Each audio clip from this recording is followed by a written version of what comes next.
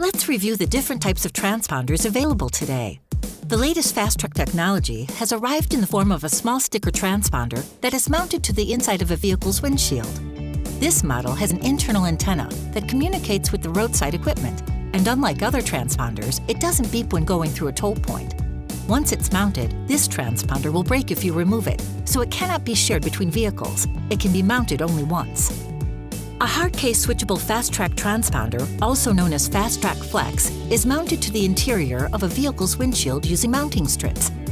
The switchable transponder has a 3-position toggle that can be switched to pay your toll when driving alone, or you can receive toll discounts when you are traveling as a qualified carpool on designated express lane facilities in California.